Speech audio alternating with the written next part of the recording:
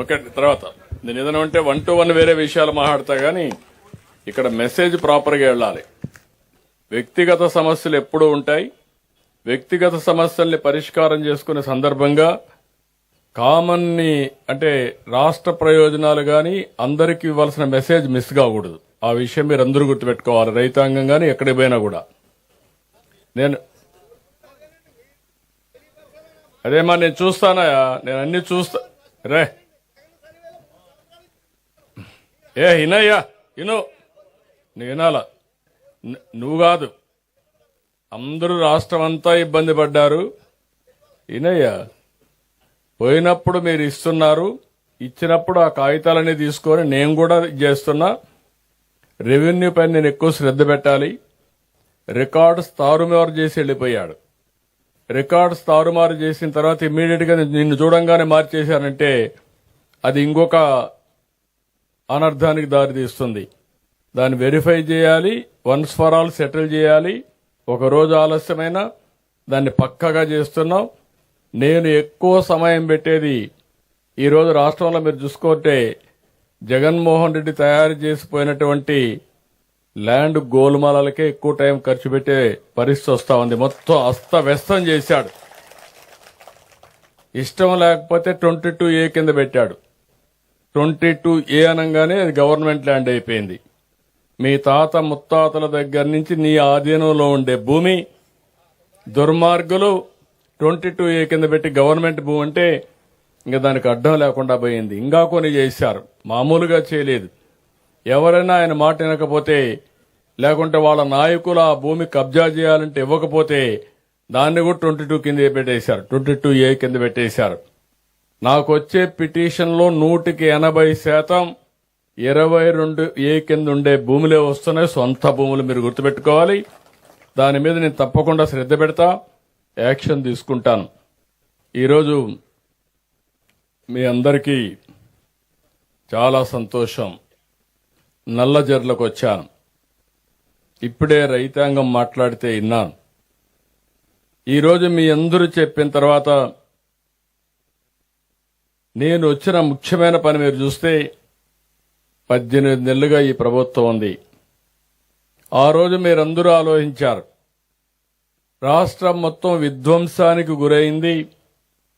అభద్రతా భావానికి వెళ్లిపోయాం. ఎవరైనా గట్టిగా ధైర్యం చేయాలంటే భయపడిపోయే పరిస్థితికి వచ్చారు. ఆ సమయంలో మీరు చూసినప్పుడు నేను నిలబడుకున్న తర్వాత జనసేన అధినేత పవన్ కళ్యాణ్ గారు పూర్తిగా సహకరించి వ్యతిరేక ఓటు చీలడానికి వీలు లేదు, ప్రభుత్వానికి ఇంటికి పంపించే పరిస్థితి రావాలని చెప్పి ముందుకొచ్చాడు. ఆ తర్వాత బీజేపీ కూడా కలిసి వచ్చాం. ముగ్గురము కలిసి కూటమి కట్టాం. కూటమి కడితే మీరు చూస్తే మీరు కూడా చాలా రోజులుగా రాజకీయాలు చూశారు. ఎప్పుడూ రానంత విజయం వచ్చింది. 57% ఓట్లు పడ్డాయి. 94% సీట్లు గెలిపించారు. ఒక చరిత్ర సృష్టించారు మీరైతే. కొన్ని జిల్లాల్లో అయితే ఒక ప్రభంజనం. 90,000, 95,000 మెజారిటీ. పోలీసులు పక్కకు రావాలి, కొంచెం కనపడాలి. పోలీసులు ఎన్నికరండి. మీరు అనవసరంగా కొంచెం క్లారిటీ ఇవ్వాలి ఎవరన్నా కూర్చున్న వాళ్ళకి. అవన్నీ కూడా చేసే పరిస్థితికి వచ్చింది. అయితే గెలిచిన తర్వాత నేను కూడా మీరు చూస్తున్నారు, నేను అప్పుడు కూడా చెప్పాను, ఈ 5 ఏళ్లు నా అనుభవంతో నేర్చుకున్న తెలివితేటలన్నీ ఉపయోగించి, టెక్నాలజీ ఉపయోగించి ముందు జరిగిన దానికంటే 3-4 రెట్లు అభివృద్ధి చేస్తానని ఆ రోజు మీ అందరికీ హామీ ఇచ్చాను. ఒక పక్క సూపర్ 6 సంక్షేమ కార్యక్రమాలు, ఇంకొక పక్క చూస్తే ఖాళీ ఖజానా. ఎతికినా కూడా డబ్బులు దొరికే పరిస్థితి లేదు. అప్పు కావాలంటే ఇచ్చేవాళ్ళు కూడా లేరు. ఒక పక్కన అప్పులు చేయడానికి అవకాశం కూడా లేదు. ఎందుకంటే గవర్నమెంట్ ఆఫ్ ఇండియాలో నిబంధనలు ఉంటాయి. FRBM అని ఉంటుంది. ఇంత ఆదాయం ఇంత అప్పు చేయొచ్చు, దానికంటే ఎక్కువ చేయడానికి వీలు లేదు. అయితే ఈరోజు నేను చెప్పిన మాట ఆ రోజు ఈరోజు నిలబెట్టుకున్నాం. సంక్షేమ కార్యక్రమాలన్నీ కూడా ఈరోజు మీలో ఇంత సాటిస్ఫాక్షన్ ఉందంటే, మీరు ఇంత ఆనందంగా ఉన్నారంటే మొన్న అన్నదాత సుఖీభవ మీ అకౌంట్లో పడింది కాబట్టి ఈరోజు మీలో హుషారు పెరిగింది. లేకపోతే నీరసంగా ఉండేవాళ్ళు. అదే మాదిరిగా ఈరోజు మీరు చూస్తే తల్లికి వందనం 10,000 రూపాయలు చొప్పున ఎంతమంది పిల్లలుంటే అంతమందికి ఇస్తున్నాం. ఇంకొక పక్క నిన్ననే పేదల సేవ, పేదల సేవలో మీరు చూస్తే 4,000, 6,000, 10,000, 15,000. ఇప్పుడే ఒక పిల్లవాడిని 6,000 రూపాయలు ఇస్తామంటే, కాదు ఈ అబ్బాయి పూర్తిగా సిక్ అయిపోయాడు, నడవలేడు, బెడ్కే పరిమితం అయ్యాడంటే అలాంటి పిల్లల కోసం 15,000 రూపాయలు మానవతా దృక్పథంతో ఇస్తున్నా. అక్కడ చూపించారు, అదే కలెక్టర్ చెప్పాను, ఇస్తాం.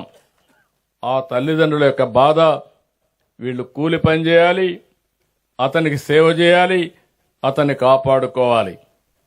ఈరోజు మీరు చూస్తే ఇప్పటికీ 18 నెలలు 50,450 కోట్ల రూపాయలు ఒక పెన్షన్లు ఖర్చు పెట్టిన ఏకైక ప్రభుత్వం భారతదేశంలో ఇక్కడ ఎన్డీఏ కూటమి. మా ఆడబిడ్డలకు ఉచిత బస్సు, ఎక్కడికైనా వెళ్ళొచ్చు జల్సాగా. ఈరోజు మీటింగ్లు మాత్రం రాలా మా మహిళా రైతులు. ఇప్పుడే వచ్చారు, అక్కడ చూపిస్తున్నారు, మేము ఉన్నామని చెప్పి చూపిస్తున్నారు. కాబట్టి ఇవన్నీ కూడా. ఇంకో పక్క వంట చేసుకోవాలంటే ఇబ్బంది లేకుండా ఎక్కడికక్కడ 3 సిలిండర్లు ఉచితంగా ఇవ్వడం. ఇలాంటి 1-2 కాదు, అన్ని కార్యక్రమాలు చెప్పినట్టు అన్ని ఇస్తున్నాం.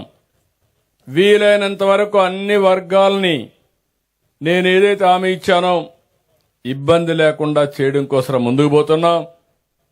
ఇంకో పక్కన గోతులు పడ్డ రోడ్లన్నీ పూడ్చే పనిలో కూడా ఉన్నాం. ఒకప్పుడు మీరు చూశారు రోడ్లు ఎంత అధ్వానంగా ఉన్నాయో, మొన్నే చేశాం. మళ్లీ ప్రాబ్లమ్స్ వచ్చాయి, వర్షాలు వచ్చాయి, మళ్లీ ఆదేశాలు ఇచ్చాం.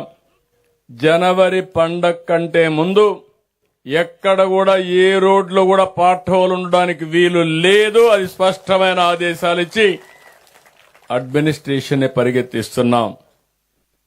ఈ రెండు చేసి ఈరోజు నేను అతి ముఖ్యమైన కార్యక్రమం, జటిలమైన సమస్య, రైతుల సమస్య. ఈరోజు మనం అందరం గుర్తుపెట్టుకోవాల్సింది, రైతుల సమస్య పరిష్కారం చేయగలిగితే మిగిలిన సమస్యల పరిష్కారం చేయడం పెద్ద కష్టం కూడా కాదు. అందుకే రైతన్న మీకోసమని 6 రోజులు మీ ఇంటింటికి పంపించాం. మిమ్మల్ని కలిశారు, మీరిచ్చినటువంటి ఫీడ్బ్యాక్ తీసుకున్నాం.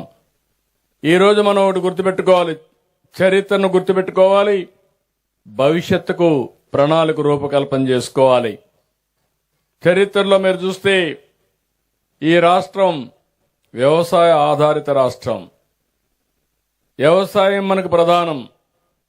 ఆ రోజు నేను హైదరాబాద్ కేంద్రంగా ఉన్నప్పుడు సర్వీస్ సెక్టర్ రావాలి, నాలెడ్జ్ ఎకానమీ రావాలి, తద్వారా ఆదాయం పెరుగుతుందనే ఉద్దేశంతో హైదరాబాద్ని అభివృద్ధి చేశాం. ఈరోజు అది తెలంగాణకు వెళ్ళింది. దానివల్ల ఆ రాష్ట్రంలో మీరు చూస్తే 60% సర్వీస్ సెక్టర్ ఉంది. వ్యవసాయంలో వచ్చే ఆదాయం 14%. రాష్ట్రం విడిపోయినప్పుడు 2 రాష్ట్రాలు కలిపి 24-25% జీఎస్డీపీ కాంట్రిబ్యూషన్ ఉంటే మన రాష్ట్రం 34%కి వెళ్ళింది. ఈ విషయం, ఇంకొక విషయం కూడా మీరు ఆలోచించుకోవాలి.